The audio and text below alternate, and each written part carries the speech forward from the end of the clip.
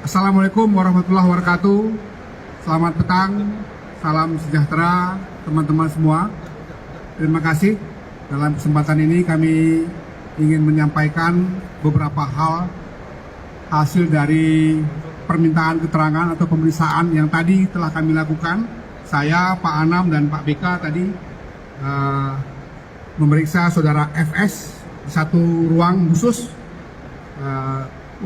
yang dihadiri oleh kami sendiri. Dalam permintaan keterangan atau pemeriksaan tersebut ada beberapa hal yang tadi kami dapatkan. Pertama adalah pengakuan saudara FS bahwa dia adalah aktor utama dari peristiwa ini. Itu yang pertama tadi disampaikan. Yang kedua, dia mengakui bahwa sejak awal dialah yang melakukan langkah-langkah untuk merekayasa, mengubah atau mendisinformasi beberapa hal, sehingga pada tahap-tahap awal misalnya yang terbangun konstruksi ceritanya atau peristiwanya tembak-menembak, kan begitu. Tapi kemudian tadi diakuinya itu adalah hasil rancangan dia sendiri dan dia mengakui bahwa dia bersalah dalam tindakannya yang merekayasa itu. Itu tadi kurang lebih juga disampaikan permohonan maaf pada semua pihak, ya, termasuk kepada Komnas HAM, kepada masyarakat Indonesia atas tindakannya yang kemudian juga tadi seperti kami sampaikan melakukan langkah-langkah rekayasa. Ya. Tapi sekali lagi dia pada akhirnya mengakui bahwa dialah yang paling bertanggung jawab terhadap semua peristiwa ini, dan dengan pengakuan yang seperti ini kita berharap nanti proses penyidikan dan selanjutnya sampai persidangan bisa menghasilkan satu keputusan peradilan yang seadil-adilnya sebagaimana kami sampaikan sejak awal, yang merupakan ya, fokus dari Komnas HAM dalam hal ini berlangsungnya satu proses hukum yang fair sehingga semua pihak terutama yang menjadi korban bisa mendapatkan keadilan. Sekali lagi itu yang tadi kita dapatkan atas seluruh pengakuan yang sudah disampaikan pada kami bertiga tadi di ruang tertutup. Selanjutnya mungkin silahkan Pak Anam, Pak BK untuk menambahkan beberapa hal yang lebih detail.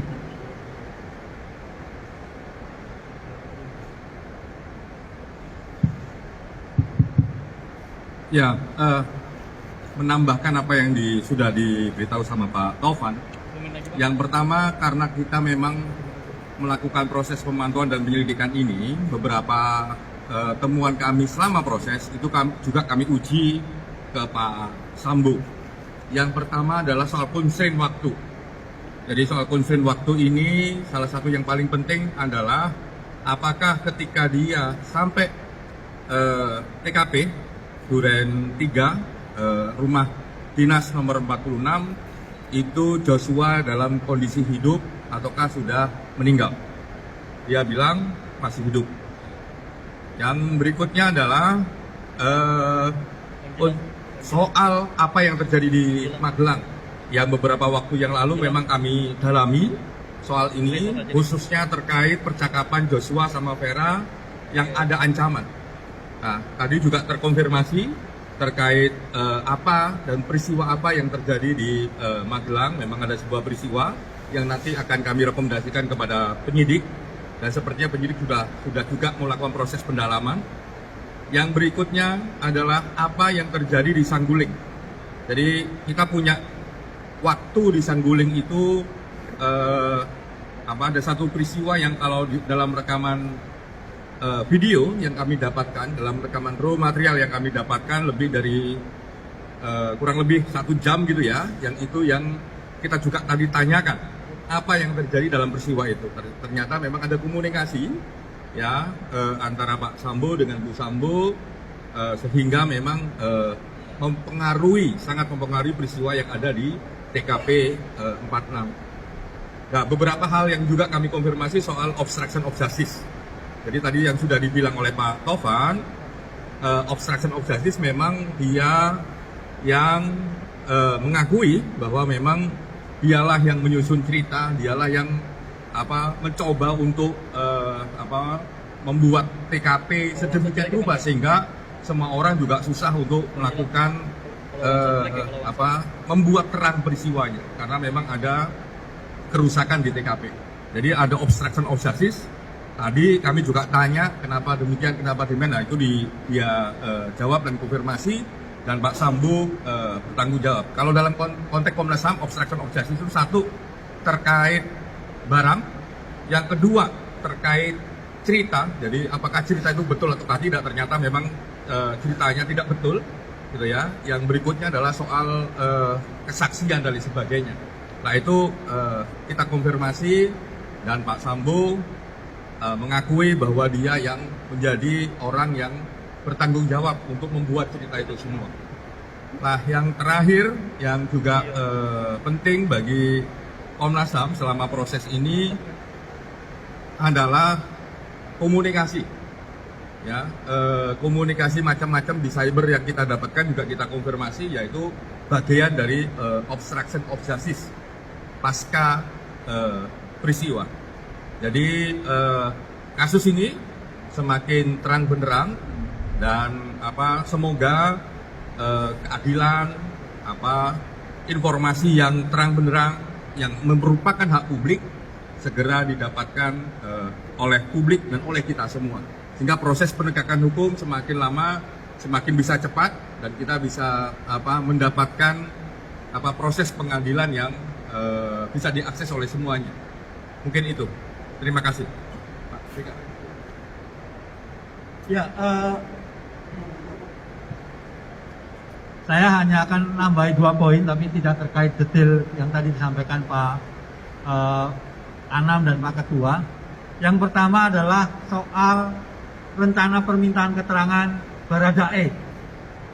Jadi hari ini kami hanya meminta keterangan terhadap Pak Ferdi Sambo, tidak jadi Baradae. Kenapa? Karena pada saat yang bersamaan masih assessment di LPSK, masih ada proses dengan teman-teman LPSK, sehingga kami menunda sampai Senin depan.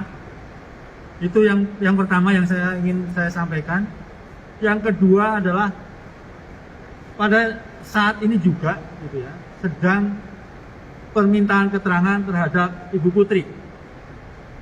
Jadi ada teman-teman Komnas Perempuan dan juga anggota tim dari Komnas HAM sekarang sedang meminta keterangan dari Ibu Putri. Rencananya malam ini semoga sudah mulai ya gitu. Jadi saya kira tambahannya hanya itu saja terkait dengan proses yang dilakukan oleh Komnas dari siang hingga sore hari ini. Terima kasih. Oh ya. Ya, jadi tambahan aja. Jadi ketika meminta keterangan Pak Ferdi Sambo, tidak hanya kami begitu, tapi juga ada anggota tim staf Komnas yang ikut kemudian memastikan materi-materi pemeriksaan ini bisa lancar begitu disampaikan ke Pak Ferdi Sambo, dan Pak Ferdi Sambo juga responnya juga lancar juga begitu, dan kemudian sehingga prosesnya lumayan ya, cepat lah ya, lumayan cepat karena memang secara umum konteks peristiwanya kan sudah ketahuan semua gitu. Saya kira itu ya. Terima kasih.